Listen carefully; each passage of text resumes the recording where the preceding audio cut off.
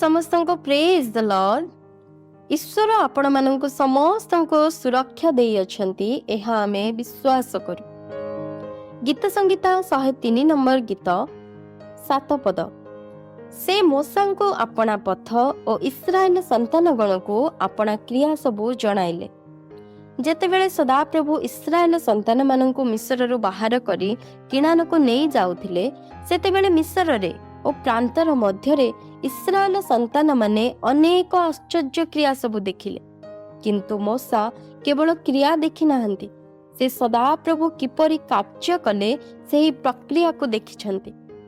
सदा प्रभु आश्चर्य कार्य करिबा पाई केउ प्रणाली अवलंबन कले, से केउ पथरे गति कले ताहा मूसा देखि अछंती। इस्राएलिया मानंको सदा प्रभु केवल कार्य देखाइले, किंतु निज दास मूसा को सेही कार्यटिको से किपरि भाबरे कले ताहा देखाइले। आज पर्यंत ईश्वरंकर एही वाक्य कार्यकारी होई आसुअछि। ईश्वर निज दास मानंको केवल कार्य नुहे, निजर आश्चर्य पथ सबु देखांती, आउ एथिपाई से निज दास मानंको प्रथमे प्रस्तुत करंती। प्रभु निज दास मानंको जीवन रे अनेक प्रकार दुख समस्या को आसीबा को अनुमति दियंती एवं सेही समय मानंकरे से सेमानंको उत्तम भावरे प्रस्तुत करि दियंती। आसंतु बाइबल मध्यरु किछि उदाहरण देखिबाकू जिबा। आमे मूसांको जीवन ठारू ही आरंभ करिबा। इस्राएलिया मानंकर उद्धारकर्ता भावरे व्यवहार करिबाकू ईश्वर मूसांको जन्म देले। फारो अनेक चेष्टा करिथिले पुत्र संतान मानंकू हत्या करिबाकू, तथापि ईश्वर अति आश्चर्य भावरे तांको सुरक्षा देले। शयतान जेते चेष्टा करू आपणकर संतान बा गर्भफल को नष्ट करिबाकू, प्रभु निश्चय से सबुर सुरक्षाकारी हेबे, एहा आपण माने मनरे रखंतु। आपण मानकर मनरे अछि कि जेउ संतान को फारो निजे मारिबाकू चाहुथिला ताकू से निज घरे रखी निजे पोषिथिला। आम प्रभु एपरि ही आश्चर्य भावरे कार्य करंती। सेही मूर्ख शयतान को से प्रति थर पुनर्बार मूर्ख बनाई दियंती। आमे ईश्वरंकर नियम अनुसार केवल जीवन बिताइले हेला। बयस प्राप्त हेला परे मूसा फारोंकर कन्यार पुत्र बोली ख्यात हेबाकू इच्छा न करी निज लोकमानंक प्रति आकृष्ट हेले। परवर्ती समय रे पृथ्वीर सबुठारु नम्र व्यक्ति बोली विख्यात होइतिबा मूसा निज यौवन अवस्था राग आउ क्रोध रे परिपूर्ण होई रहुथिले। निज भाई मानक प्रति अन्याय करुथबा जने मिस्रीय दास को से क्रोध करी हत्या करी देइथिले, आउ एही हत्यार खबर लुचि जीवो बोली से चिंता कले, किंतु अन्य जने भाईंक ठारू सेही कथा सुनी से भयरे मिस्र छाड़ी पळाई गले, आउ मिदियनीय देश रे जाई बास कले। सेही स्थान रे परमेश्वर मूसांक जीवन रे एक नूतन मोड़ आनिले। निज सेवा कार्य पाई मूसांक प्रस्तुत कले। निज ससुरंक घरे रही तांक मेषपल चराइबा पाई पर्वत को जिबा समय रे सेही पर्वत रे परमेश्वर तांको सेवा पाई आह्वान कले। क्रोध रे जर्जरित होई जाउथिबा मूसांक जीवन रे प्रभु एपरि परिवर्तन आनिले जे से पृथ्वीर सबुठारु अधिक नम्र व्यक्ति बोली कुहागले। प्रिय माने, आज कौनसी दुर्बलता आपनको निज बस रे रखिछि कि? आपण कौनसी मंद अभ्यास रे पड़ी जाइछंती कि? चिंता करंतु नाही। ईश्वर आपणकर सेही दुर्बलता को आपणक पाई महान साक्ष्य करी गढ़ी तोलिबाकू चाहंती। आपण तांको हस्त रे निजको समर्पी दियंतु एवं तांको आज्ञा सबको अक्षरे अक्षरे पालन करूथंतु। ईश्वर जानिथिले एही मूसा दिने लक्ष लक्ष लोकंकर निंदा बचसा आउ अझटपण को संभाळिबो। जेउ व्यक्ति दिने केवल गोटे व्यक्तिर खराब व्यवहार को संभाली न पारी क्रोधरे ताको हत्या करि देइथिले, आज सेही समान व्यक्ति पाखापाखि दीर्घ 40 वर्ष धरी लक्ष लक्ष लोकंकर खराब व्यवहार को सह्य करुछंती। निरवतार से समय मध्यरे ईश्वर को निज भितरे संपूर्ण कार्य करबाकू से अनुमति देई अछंती। आउ जने एपरि व्यक्ति जे निज इच्छा को पूरा करिबा पाई किछि भी करिबाकू प्रस्तुत, निज बापांको वृद्धावस्थार फायदा उठाई तांको ठकी देला। ନିଜ ବଡ଼ ଭାଇକୁ ବାଧ୍ୟ କରି ତାର ଜ୍ୟେଷ୍ଠ ଅଧିକାରକୁ ଛଡ଼ାଇ ନେଲା ଆଉ ନିଜକୁ ବଞ୍ଚାଇବାର ଭାବନା ନେଇ ନିଜ ମାମୁଁ ଲାବାନଙ୍କ ପାଖକୁ ପଳାଇଗଲା। ସେ ଜାଣିନଥିଲା ତାଠାରୁ ମଧ୍ୟ ଆହୁରି ବଡ଼ ଠକ ତାର ମାମୁଁ ଲାବାନ ଥିଲା। ପରମେଶ୍ୱରଙ୍କ ଯୋଜନାକୁ ଦେଖନ୍ତୁ ପ୍ରିୟମାନେ, ଏତେ ସବୁ ଭୁଲ କାର୍ଯ୍ୟ ପରେ ମଧ୍ୟ ଈଶ୍ୱର ଯାକୋବକୁ ଛାଡ଼ିଦେଲେ ନାହିଁ, କିନ୍ତୁ ତା ସହିତ ନିୟମ କରି ତାକୁ ପୁନର୍ବାର ଗୋଟିଏ ଉତ୍ତମ ବ୍ୟକ୍ତି କରି ଗଢ଼ିବାକୁ ଚାହିଁଲେ। ନିଜ ଅଦ୍ଭୁତ ଯୋଜନାକୁ ଯାକୋବର ଜୀବନରେ ପୂରା କରିବା ପୂର୍ବରୁ ଈଶ୍ୱର ତାଙ୍କୁ ଟ୍ରେନିଂ ଦେବାକୁ ଚାହିଁଲେ।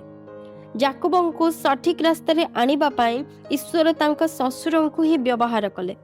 ଠକ ଯାକୋବ ଭିତରେ ଏପରି କାର୍ଯ୍ୟ କଲେ ଯେ ତାଙ୍କର ସମସ୍ତ ପରିଚୟ ବଦଳାଇ ଦେଇ ତାଙ୍କୁ ନୂତନ ଏକ ନାମ ଦେଲେ। ସେ ସାନ ହେବାକୁ ଇଚ୍ଛା କରୁନଥିଲେ। ଜନ୍ମ ସମୟଠାରୁ ନିଜକୁ ଜ୍ୟେଷ୍ଠର ପରିଚୟ ଦେବାକୁ ଚାହିଁଥିଲେ। ଏହି ଲାଳସା ତାଙ୍କୁ ନିଜର ଭାଇଙ୍କ ସହ ଶତ୍ରୁତା କରିବାକୁ ଶିଖାଇ ଦେଇଥିଲା। ପ୍ରିୟମାନେ, ଆମ୍ଭମାନଙ୍କ ପରମେଶ୍ୱର ଆମକୁ ଶତ୍ରୁତା କରି ବା ଜୋର ଜବରଦସ୍ତ ଅଧିକାରକୁ ଛଡ଼ାଇ ନେବାକୁ ଶିଖାଉ ନାହାନ୍ତି। ସେ କହନ୍ତି ଯେ ନିଜକୁ ଉନ୍ନତ କରିବାକୁ ଚାହେଁ ସେ ନିଜକୁ ଈଶ୍ୱରଙ୍କ ବଳବନ୍ତ ହସ୍ତ ତଳେ ପ୍ରଥମେ ନତ କରୁ, ତହିଁରେ ସଠିକ୍ ସମୟରେ ତାହାକୁ ଉନ୍ନତ କରାଯିବ। ଯେ ବଡ଼ ହେବାକୁ ଇଚ୍ଛା କରେ ସେ ପ୍ରଥମେ ସମସ୍ତଙ୍କର ଦାସ ବା ସେବକ ହେଉ।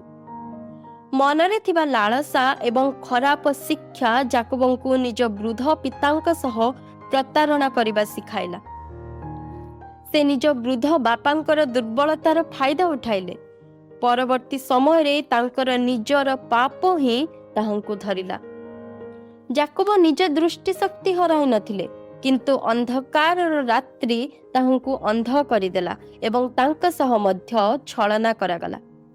ପ୍ରିୟ ଯୁବକ ଯୁବତୀମାନେ, ଈଶ୍ୱରଙ୍କ ବାକ୍ୟ ଆଜି ଆପଣମାନଙ୍କୁ ଏହା କହିବାକୁ ଚାହେଁ ଏବଂ ଆପଣମାନଙ୍କୁ ସତର୍କ କରାଇବାକୁ ଚାହେଁ, ନିଜ ପିତାମାତାଙ୍କର ଦୁର୍ବଳତାକୁ ଜାଣି ତାଙ୍କୁ ଠକି ଦେଇ ଆଗକୁ ବଢ଼ିଯିବି ବୋଲି ଭାବନ୍ତୁ ନାହିଁ। ଏମାନେ ତ କିଛି ଜାଣନ୍ତି ନାହିଁ, ଅତି ସହଜରେ ଏମାନଙ୍କୁ ମୁଁ ମିଛ କହିଦେବି ବୋଲି ଚିନ୍ତା ମଧ୍ୟ କରନ୍ତୁ ନାହିଁ। ଆପଣଙ୍କର ପାପ ଆଉ ଅପରାଧ ଦିନେ ଆପଣଙ୍କୁ ଧରିବ। ଆପଣ ଯେତେ ଜ୍ଞାନୀ ହୁଅନ୍ତୁ ନା କାହିଁକି, ଆପଣଙ୍କର ସେହି କର୍ମ ଆପଣଙ୍କୁ ଠକିଦେବ। ଈଶ୍ୱର ଦେଇଥିବା ଜ୍ଞାନ ଓ ବୁଦ୍ଧିକୁ ସଠିକ୍ ଜାଗାରେ ବ୍ୟବହାର କରନ୍ତୁ। ଈଶ୍ୱରଙ୍କର ଉଚିତ ସମୟର ଅପେକ୍ଷା କରନ୍ତୁ। ଯଦିବା ଆପଣଙ୍କ ଜୀବନରେ କିଛି ଭୁଲ ଆପଣଙ୍କ ଦ୍ୱାରା ହୋଇଯାଇଅଛି, ତେବେ ଈଶ୍ୱରଙ୍କ ହସ୍ତରେ ନିଜକୁ ସମର୍ପି ଦିଅନ୍ତୁ। ତୁମର ନାମ କ'ଣ ବୋଲି ପଚାରିବା ସମୟରେ ନିଜର ଭୁଲ ପରିଚୟ ଦେଇ ନିଜ ବାପାଙ୍କ ଠାରୁ ଆଶୀର୍ବାଦକୁ ହରଣ କରିନେଇଥିବା ଯାକୋବ ଏବେ ଈଶ୍ୱରଙ୍କ ସମ୍ମୁଖରେ ନିଜର ବିଶ୍ୱସ୍ତତା ଦେଖାଇଅଛନ୍ତି। ଈଶ୍ୱରଙ୍କ ସହ ସାମ୍ନାସାମ୍ନି ହେବା ସମୟରେ ପୁନର୍ବାର ଯେତେବେଳେ ତାଙ୍କୁ ପଚରା ଯାଉଛି ତୁମର ନାମ କ'ଣ, ସେତେବେଳେ ସେ ଇମାନଦାର ବନିଯାଇଛନ୍ତି। ଖୋଳ ପିନ୍ଧିଲା ପରି ଆଉ ନିଜର ପରିଚୟକୁ ନ ଲୁଚାଇ ଏବେ ସେ ନିଜର ସଠିକ୍ ପରିଚୟ ଦେଇ କହୁଛନ୍ତି, ମୁଁ ଯାକୋବ, ଅର୍ଥାତ୍ ମୁଁ ହିଁ ସେହି ଠକ। ବର୍ତ୍ତମାନ ସେ ଛଳନାରେ ଆଉ କାର୍ଯ୍ୟ ନ କରି ନିଜର ବିଶ୍ୱସ୍ତତାକୁ ଦେଖାଉଅଛନ୍ତି ଏବଂ ନିଜର ସତ୍ୟ ପରିଚୟ ପ୍ରଭୁଙ୍କୁ କହିଦେଉଛନ୍ତି। ତେଣୁ ପ୍ରଭୁ ତାଙ୍କ ହୃଦୟକୁ ବୁଝି ତାଙ୍କୁ ନୂଆ ଏକ ପରିଚୟ ଦେଇ ଦେଉଅଛନ୍ତି। ନୀରବତାର ଏହି ସମୟ ଭିତରେ ଯାକୋବ ଛଳନା ଓ ମିଥ୍ୟାକୁ ତ୍ୟାଗ କରି ସତ୍ୟ ଆଚରଣ ଶିଖି ଯାଇଛନ୍ତି। ତୃତୀୟ ବ୍ୟକ୍ତି ହେଉଛନ୍ତି ସେହି ଯାକୋବଙ୍କର ପୁତ୍ର ଯୋସେଫ। ମିଶରର ଅଧିକାରୀ ହେବା ପୂର୍ବରୁ ପ୍ରଥମେ ତାଙ୍କୁ ଦାସ ଭାବରେ ଜୀବନ ବିତାଇବାକୁ ପଡ଼ିଲା। ପ୍ରଭୁ ପ୍ରତିଜ୍ଞା ଦେଇଅଛନ୍ତି ସେ ସମସ୍ତଙ୍କ ଠାରୁ ଭିନ୍ନ ଉଚ୍ଚ ଧରଣର ଏକ ବ୍ୟକ୍ତି ହେବେ, କିନ୍ତୁ ପ୍ରତିଜ୍ଞା ପରେ ଜୀବନରେ ଗୋଟିଏ ପରେ ଗୋଟିଏ ପରୀକ୍ଷା। ନିଜ ଭାଇମାନେ ଶତ୍ରୁ ସାଜିଗଲେ, ବିଦେଶରେ ଦାସ ଭାବରେ ଗୋଲାମ ସାଜିଲେ, ଭୁଲ ନ କରି ମଧ୍ୟ ଦଣ୍ଡ ପାଇଲେ। ତଥାପି ସେ ନିଜର ସଦ୍ଗୁଣକୁ ଛାଡ଼ିଲେ ନାହିଁ, ସର୍ବଦା ପ୍ରଭୁଙ୍କୁ ସନ୍ତୁଷ୍ଟ କରି ବଞ୍ଚିବା ଶିଖିଲେ। ବିଦେଶରେ ଏକାକୀ ରହିବା ସମୟରେ ଦୁଃଖ ପରେ ଦୁଃଖ ତାଙ୍କୁ ଭାଙ୍ଗି ଦେବାକୁ ଚାହିଁଲା। ନିଜ ପରିବାରକୁ ସ୍ମରଣ କଲେ ଭାଇମାନଙ୍କ ଠାରୁ ପାଇଥିବା କଷ୍ଟ ତାଙ୍କୁ ଆହୁରି ଅଧିକ ଦୁଃଖରେ ଚାପି ଦେଉଥିଲା। ତଥାପି ଯୋସେଫ ହାର ମାନିନେଲେ ନାହିଁ, ସେ ଈଶ୍ୱରଙ୍କ ଠାରେ ଭରସା ରଖିଲେ।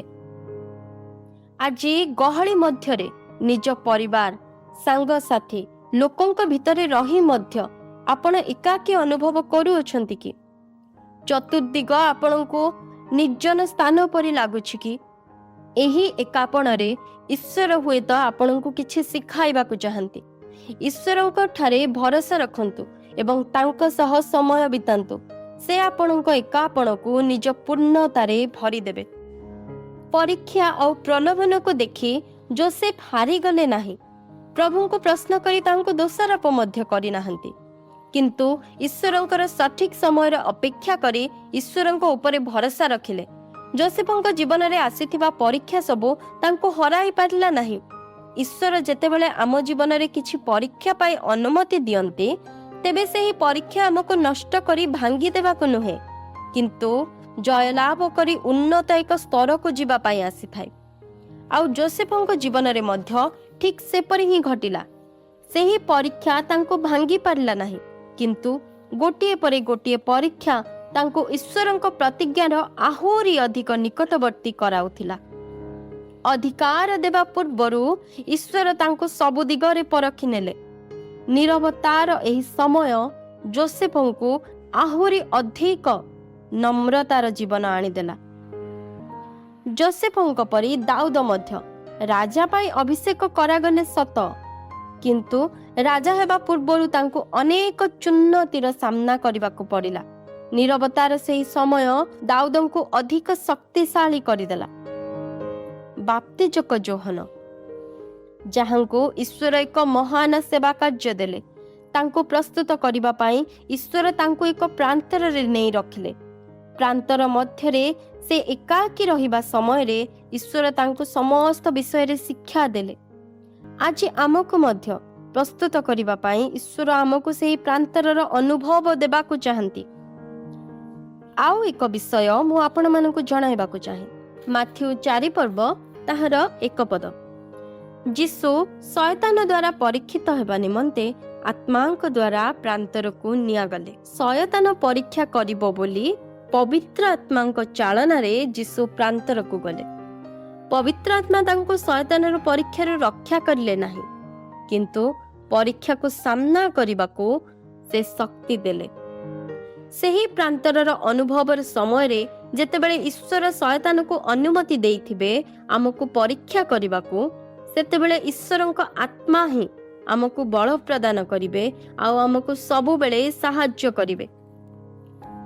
ପ୍ରଭୁଙ୍କ ପ୍ରିୟମାନେ, ଈଶ୍ୱର ନିଜ ମନୋନୀତ ଲୋକଙ୍କୁ ଏହି ପ୍ରାନ୍ତରର ଅନୁଭୂତି ଦେଇ ନିଅନ୍ତି।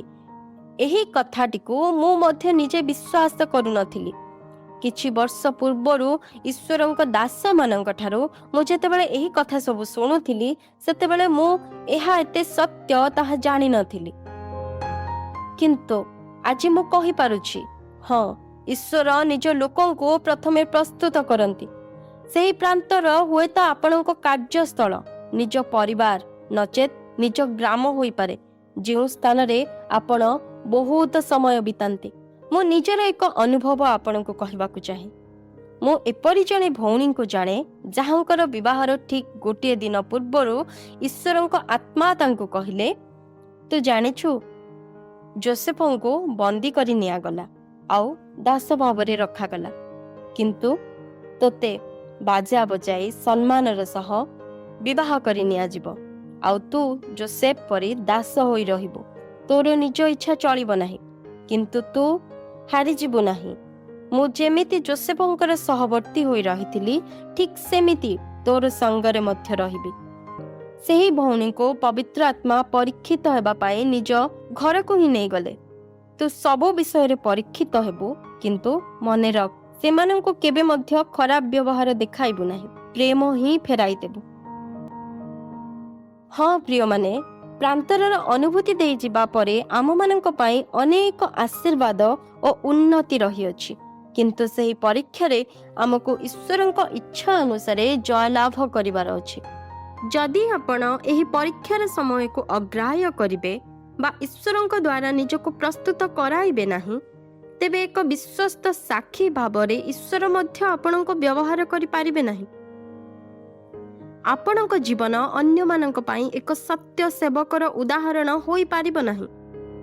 ବାଇବଲରେ ବର୍ଣ୍ଣିତ ଈଶ୍ୱରଙ୍କ ସତ୍ୟ ସେବକମାନେ ହୁଅନ୍ତୁ ଅବା ଆଜି ପର୍ଯ୍ୟନ୍ତ ଏହି ପୃଥିବୀରେ ଈଶ୍ୱରଙ୍କ ସତ୍ୟ ସାକ୍ଷୀ ହୋଇ ଜୀବନ ବିତାଇଥିବା ଆଉ ଜୀବନ ବିତାଉଥିବା ପ୍ରଭୁଙ୍କ ଦାସମାନେ ହୁଅନ୍ତୁ। ସମସ୍ତେ ଏହି ପ୍ରାନ୍ତରର ସମୟ ବା ଟ୍ରେନିଂ ପିରିୟଡ଼ ଦେଇ ଗତି କରିଅଛନ୍ତି। ଯଦି ଅଗ୍ନିରେ ଆପଣ ପରୀକ୍ଷିତ ହେବେ ନାହିଁ, ତେବେ ଆପଣଙ୍କ ଜୀବନ କିପରି ଚମକିବ? ଯୀଶୁଖ୍ରୀଷ୍ଟଙ୍କ ସାକ୍ଷୀ ହୋଇ ଯଦି ବଞ୍ଚିବାକୁ ଚାହୁଁଛନ୍ତି, ତେବେ ପ୍ରାନ୍ତରକୁ ଯିବାକୁ ମଧ୍ୟ ବାଧ୍ୟ। ଆପଣଙ୍କୁ ଟେଷ୍ଟ କରାଗଲା ପରେ ହିଁ ଆପଣଙ୍କ ଠାରୁ ଟେଷ୍ଟିମନି ବାହାରିବ। ଏହି ବାକ୍ୟ ଆପଣମାନଙ୍କୁ ଉତ୍ସାହ ପ୍ରଦାନ କରୁ। ପ୍ରଭୁଙ୍କର ଆତ୍ମା ଆମ ସମସ୍ତଙ୍କର ସହବର୍ତ୍ତୀ ହୋଇ ଆମକୁ ଶକ୍ତି ପ୍ରଦାନ କରନ୍ତୁ। ଧନ୍ୟବାଦ।